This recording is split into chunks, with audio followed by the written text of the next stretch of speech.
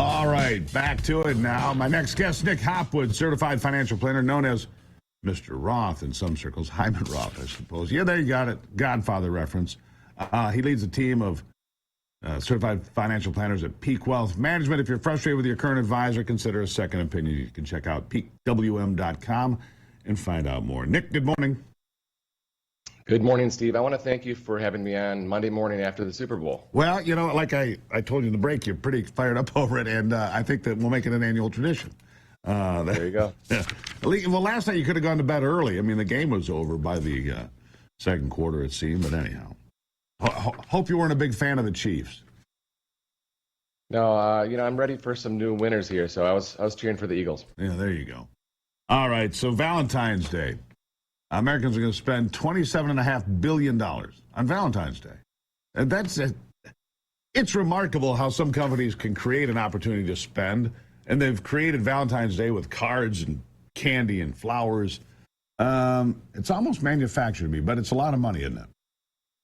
It is $27.5 billion, and what's interesting is that the younger generations tend to spend more. So the millennials are spending $200 for Valentine's Day, Gen Z $206, probably a lot more than I will spend. These numbers include jewelry, dinner, flowers, candy, and cards. And Steve, my secret for keeping the budget low are the dollar store with the cards. Because if you go to, where the corner store for cards, they're $8 now, and at the dollar store they're like $1.50. Well, so there you go. Go to the dollar. I don't go to dollar stores very often, but hey, I could. They keep building these things everywhere. So these companies, Dollar General and all these dollar stores must be doing pretty well along the way. So what is money dysmorphia? Apparently, according to Yahoo, 29% of us suffer from money dysmorphia, but I don't know what that is. What is that?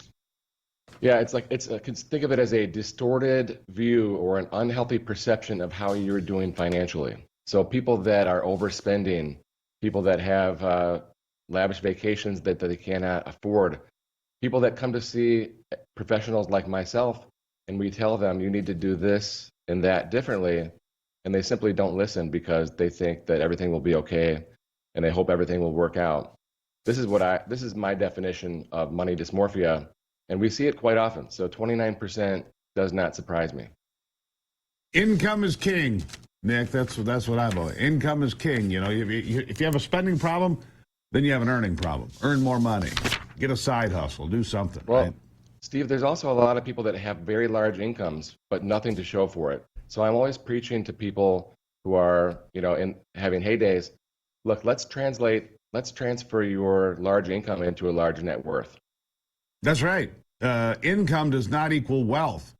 Wealth is something you have to build, and there's no get rich quick maybe, but you don't get wealthy quick. That's for sure. You got to build that. It takes a plan, right?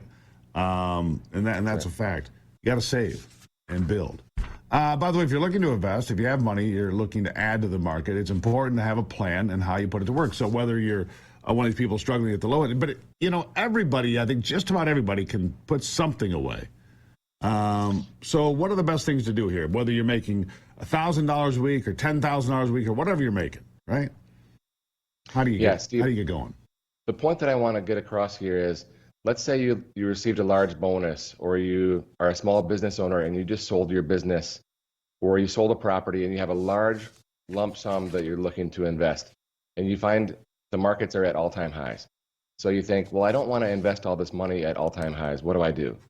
So what we talk about are dollar cost average programs, where you can put an equal amount of dollars to work each month for, say, 6 or 12 months, or simply be patient and wait for that 5%, 10% correction. Remember, we talked last week, we have to have a plan for when the market drops 10%. And if you have money on the sidelines, that would be a good strategy to use. Yeah. Let me ask you about something else here that's in the headlines. And it's here in the headlines again today, every day it seems like. And I just talked about a little bit at the top of the program. That's tariffs, right? The tariffs have spooked the markets a little bit here and there. But should they? I mean, I just saw the Japanese prime minister say, look, we'll invest $1 trillion in the United States. So it looks to me like tariffs and discussions of tariffs are working for this country right now. Am I mistaken? Well, I don't know. The jury's still out. We don't know for sure, but it sure seems like Trump is using the tariffs for negotiating power and tactics.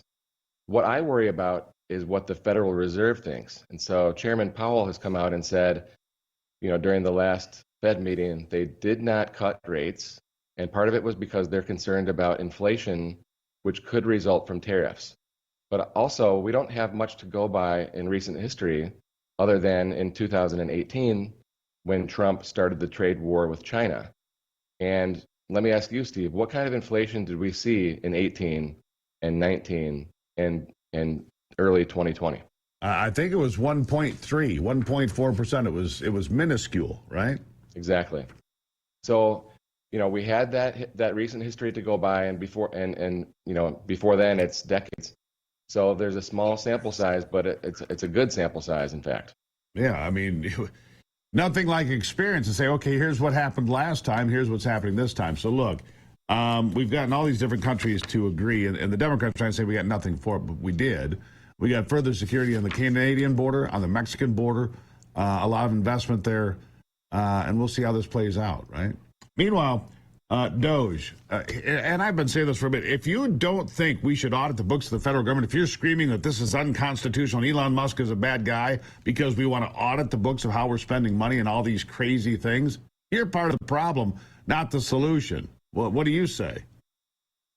Well, I love it. I think it's fantastic. I know that there are some people that are losing their jobs and they're caught in the crossfire here, and that's sad. But the ultimate reality is that we're spending $2 trillion per year extra that we cannot afford. So we must reduce the deficit, which will help with the debt. And I like the concept of resetting it back at 2019 levels, which would be, probably that $2 trillion number. I have limited confidence that they can do that, but I think it's a great goal to have. Well, if they get half of that, was it a success? If they get $1 trillion cut off the deficit, I would consider that a step in the right direction. And then you can continue to work forward. Look, we found $50 billion of USAID money going to God only can imagine what. We just saw another, just one entry, $100 billion, I think it was the Department of Education, half of which they didn't know where it went because there was no authorized end user. So if you spend $100 billion, you don't know who it's going to. It was estimated that half of that was fraud. Half. So I think these are big numbers, and I think they matter. How do people get started to take a second look at what they're doing to invest? With your advice, how do they get there? Well, I think people need to visit peakwm.com/Gruber and fill out the form, and we'll reach out to them. They'll have an opportunity for a free Roth conversion analysis as well to go along with that. But it's important to look at all layers of financial planning, make sure that you're on track to reach all of your goals. And if you're not, what changes do you need to do today to make sure that you're on track to reach those goals? And let's get rid of this money dysmorphia issue that a lot of people are suffering from. Let's get it figured out. Peakwm.com. Peakwm.com/Gruber, guys. Check it out. You can talk to Nick the way we do here. Thank you, Nick, as always. Thank you, Steve. Really appreciate it. All right, still to come. Larry Alex Taunton. We'll talk to him about USAID in a different way.